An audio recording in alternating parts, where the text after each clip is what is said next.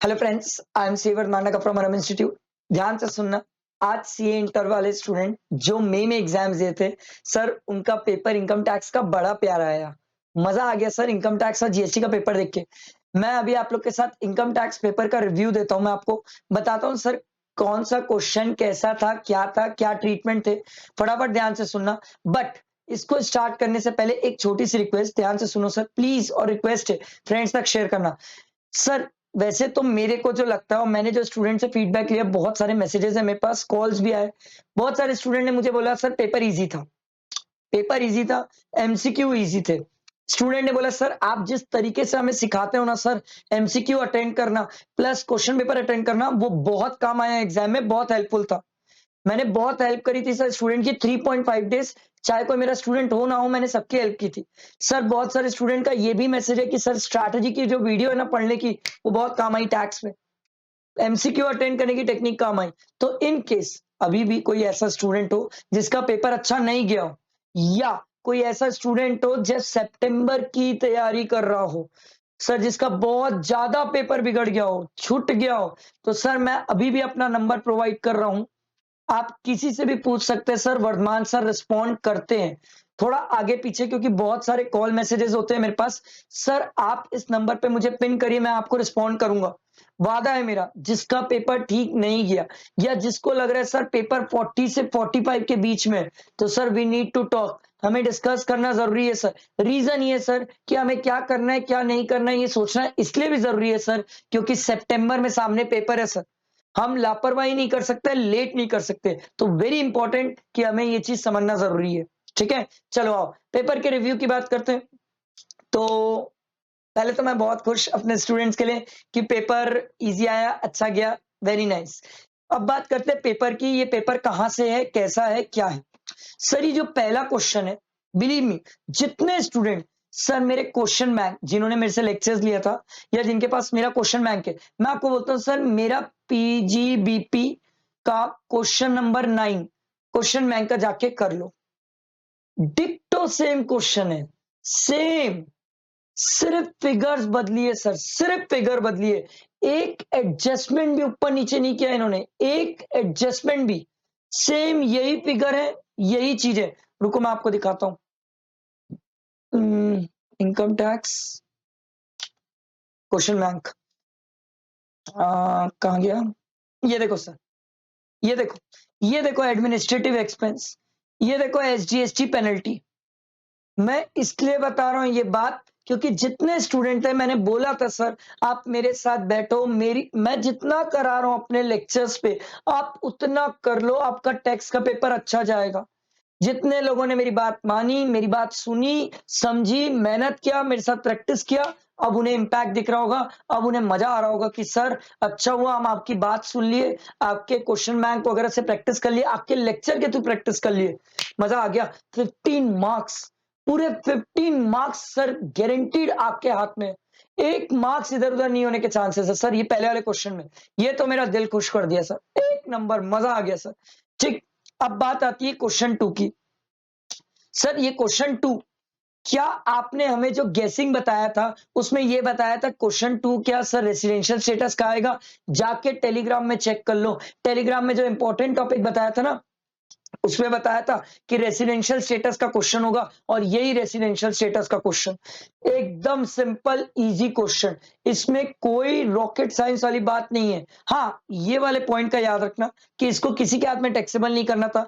जो मेरे को लगता है इन केस अगर कोई स्टूडेंट से गलती हो सकती है तो वहां गलती हो सकती है। अच्छा, इंस्टीट्यूट ने एक बड़ी प्यारी सी बात, 115 बीएससी टच ही नहीं किया। मतलब इंस्टीट्यूट अलग ही मूड और मस्ती में चल रही है, जहां बच्चे मर मर के 115 बीएससी का पूछ रहे हैं मेरे से कि कैसे होगा क्या होगा, इंस्टीट्यूट उसको छू ही नहीं रही है। वेरी नाइस, थैंक यू बोलेंगे हम इंस्टीट्यूट को। ठीक, मेरे हिसाब से एक आध पॉइंट पे ही मतलब स्टूडेंट से गलती हो सकती है, अदरवाइज मेरे को नहीं लगता सर ये बहुत इजी क्वेश्चन था। जैसे ये income from agriculture land at Nepal receive there and then brought to India, sir क्या ये ऑर्डिनरी रेसिडेंट के हाथ में टैक्सेबल है? यस। क्या नॉट ऑर्डिनरी और नॉन रेसिडेंट के हाथ में टैक्सेबल है? नो। तो ये एक आध छोटे पॉइंट पे गलती हो सकती है, अदरवाइज तो सर बहुत इजी क्वेश्चन था। मेरे हिसाब से गलती नहीं होना चाहिए। एक स्टूडेंट को ध्यान ये रखना चाहिए था कि सर ये जो प्रिंसिपल रीपेमेंट किया है ऑफ लोन, इसका एटीसी में उन्होंने डिडक्शन लिया हो, और ये जो इंटरेस्ट ऑन सेविंग अकाउंट है सर, इसकी टीटीए में डिडक्शन ली हो। ये छोटी-छोटी बातें ध्यान रखनी चाहिए, बाकी तो मेरे हिसाब से ठीक था सर, सिंपल था। अगला क्वेश्चन देखो, अगला क्वेश्चन था टीडीएस टीसीएस का। जाके देख लो टेलीग्राम ग्रुप में लिखा था टीडीएस टीसीएस का 4 से 6 मार्क्स का क्वेश्चन आएगा। सर ये देखो, अब 4-6 बोला था, 4 का तो आ गया ना। अब देखो सर टीडीएस में क्या है, सर एबीसी लिमिटेड ने पे किया रेंट। रेंट की बात होती है तो हम सेक्शन 194 आई पिक्चर में लेके आते हैं सर। और सर बात ये 18% जीएसटी पर मंथ दिया हुआ है, तो जीएसटी इंक्लूड करके टीडीएस काटेंगे क्या? नहीं सर, जीएसटी इंक्लूड करके कैसे TDS काटोगे sir?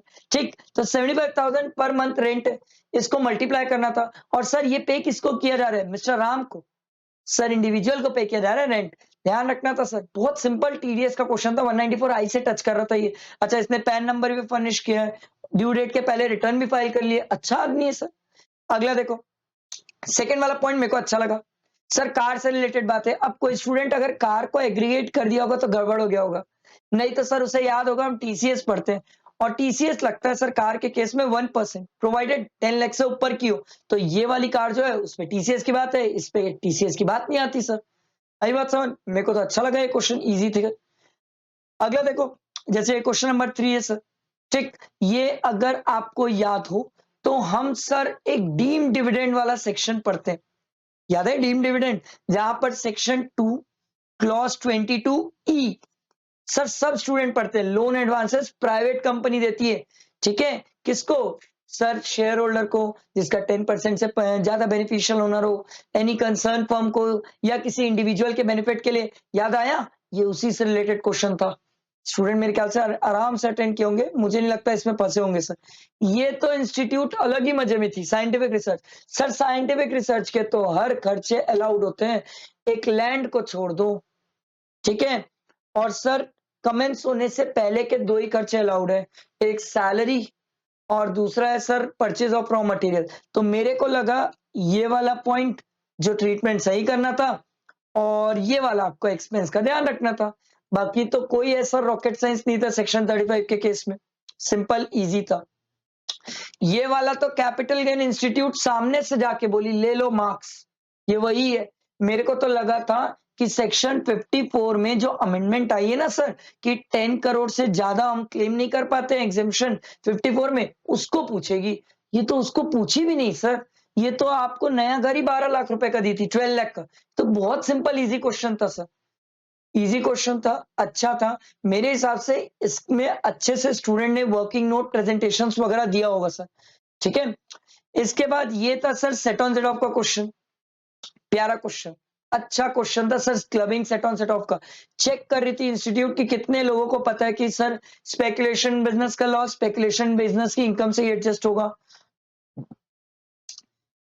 Loss from owing and maintaining race horse, ये भी रेस हॉर्स से ही एडजस्ट होगा, ये चेक करी थी। फिर ब्रॉड फॉरवर्ड था, पता है अगर इंस्टीट्यूट चाहती ना तो इसमें ट्विस्ट कर सकती थी और बोल सकती थी कि इसको 115 बीएससी के हिसाब से चलो।